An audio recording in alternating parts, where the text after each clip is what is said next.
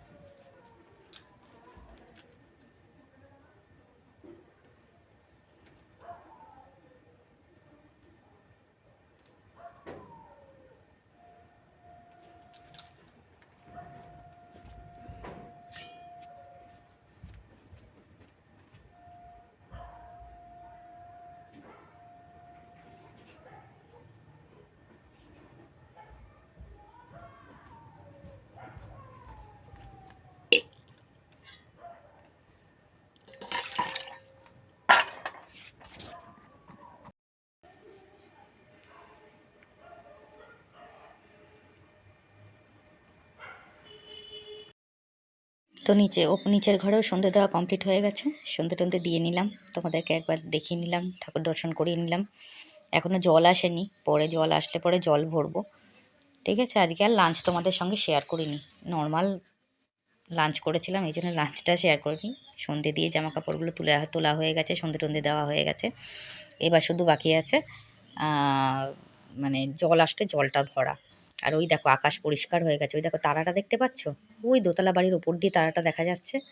আর কোথাও কিন্তু তারা নেই, এদিক ওদিক আকাশে অনেক জায়গায় দেখলাম, কোথাও তারা দেখতে পেলাম না, ওই একটাই তারা দেখতে পাচ্ছি। তার মানে কালকে রোদ উঠবে, মনটা একটু শান্তি হলো দেখে, বুঝেছো তো?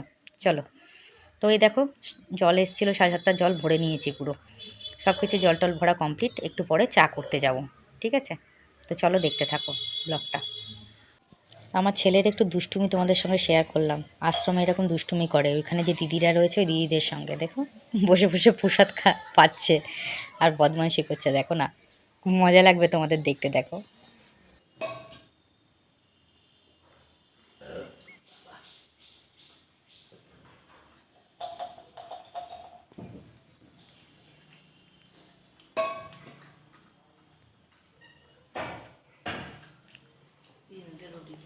প্রভু প্রসাদ পাচ্ছেন আপনি?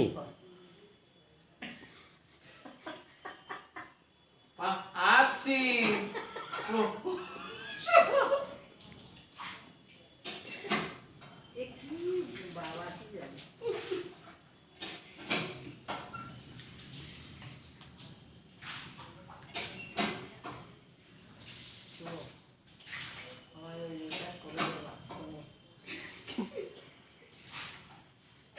এই কালকে গিয়েছিলে?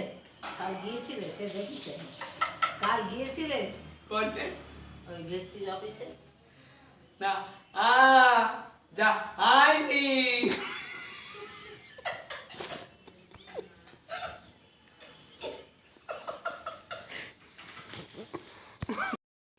হ্যালো বন্ধুরা, তো এখন আমি তোমাদের সবাইকে গুড নাইট বলতে আসলাম। সন্ধ্যের পর থেকে আর তোমাদের সামনে আসিনি, কারণ আজকে আমার ভালো লাগছিল না। আজকে আমি সারা সন্ধে শুয়েছিলাম, মানে ওই আমি ধরো সন্ধে টন্ধে দিয়ে জল টল ভরে টরে 7:30 নাগাদ, 7:30 7:30 নাগাদ গিয়ে সেই যে বিছনায় শুয়েছি, উঠেছি রাত্রে 9টায়। আমি চাও খাইনি, কিছুই করিনি সন্ধ্যের থেকে। এতটা শরীরটা এনার্জি লস লাগছিলো, প্রচণ্ড ঠান্ডা লাগছিলো, ওয়েদারটা খুব খারাপ বলে, মানে ঠান্ডা ঠান্ডা ওয়েদার, তো বৃষ্টি বৃষ্টি পড়েছে, খুব শীত করছে এলো আজকে আমার। আর পুরো শুয়ে রয়েছি, আমার হাত পা কাঁপছে, শরীরটা ঠিক নেই, ওই জন্য ভালো লাগছিলো না, শুয়েছিলাম চুপচাপ। তারপরে কালকে আমার হাজব্যান্ডের কাজ আছে, ও আবার এসে ওর জিনিসপত্রগুলো গুছালো, কাজের জিনিসপত্রগুলো আমিও সঙ্গে সঙ্গে 2-1টা হাতে এগিয়ে দিলাম, বিছনা করলাম, সব কিছু কাজকর্ম করে ডিনার মিনার করে এখন তোমাদের সামনে এলাম একদম সেই সন্ধেবেলায় সন্ধে দেওয়া জল ভরা দেখিয়ে এখন আসলাম তোমাদের সামনে। আর মাঝখানে আর আসিনি, কারণ আমার বললাম না ভালো লাগছে না, শরীরটা একদমই ভালো নেই, ইচ্ছাই করছে না যে আমি কিছু করি। মানে এত শরীরটার মধ্যে দুর্বল দুর্বল ভাব লাগছে, বুঝেছো তো, মানে কোনো কাজে এনার্জি নেই, কিছু নেই, কিছুই ভালো লাগছে না। যাই হোক, কমেন্ট সেকশনটা আজকে একটু তাড়াতাড়ি পড়ে নিই। প্রথমে আমার দিদি কমেন্ট করেছে যে শিবুর সাথে আড়ি হয়ে গেল নাকি। হয়ে গেল সারা জীবনের মতো। থ্যাংক ইউ সো মাচ দিদি। আচ্ছা, রূপালী দত্ত কমেন্ট করেছে, তোমাদের খুনসুটিটা দারুণ লাগলো গো কাকিমা, এইভাবেই সারা জীবন থেকো। Love react, thank you so much, অসংখ্য ধন্যবাদ রূপালী। কাজল দাস অনেক লাভ রিয়েক্ট পাঠিয়েছে। অপর্ণা লেগেছে, তুমি পরোটা ভালোবাসো, বেশ একটা রেসিপি দিলাম, ভালো লাগলে তৈরি করো। মটরশুঁটির পুর তৈরি করে রুটির লেচির ভেতরে দিয়ে গোল পরোটা বেলে নেবে, তারপর চাটুতে রুটি মতন সেঁকে নিয়ে অল্প তেল দিয়ে ভাজলে মটরশুঁটির পরোটা রেডি। এবার দুজনে মিলে গরম গরম খাবে, দেখবে ভালো লাগবে। বাহ, একটা সুন্দর রেসিপি বললে তো। এই নিয়ে দুটো রেসিপি বললে, একটা নারকেলের পুর দিয়ে কচুরি করেছিলে, ওটার রেসিপিটা বলেছে, আবার এটাও খুব সুন্দর, থ্যাংক ইউ সো মাচ।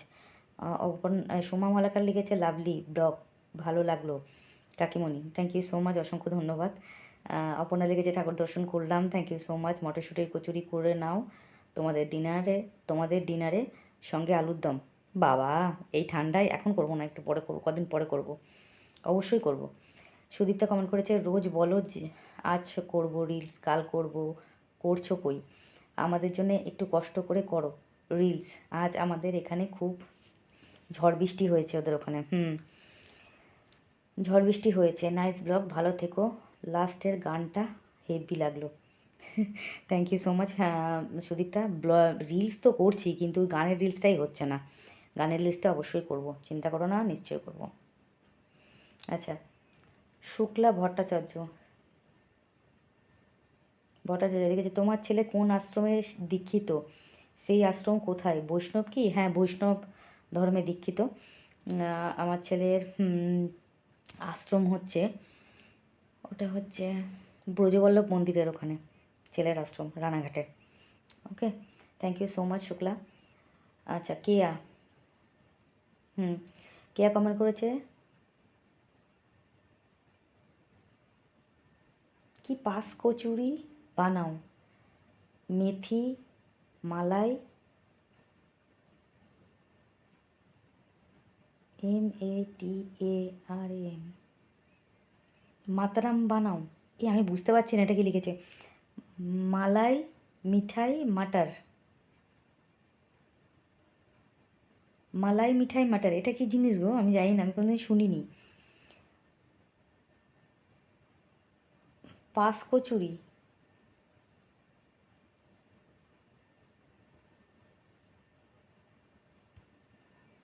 মাঠায় মিলাই মেথি মালাই, মালাই মেথি মাটার বানাও।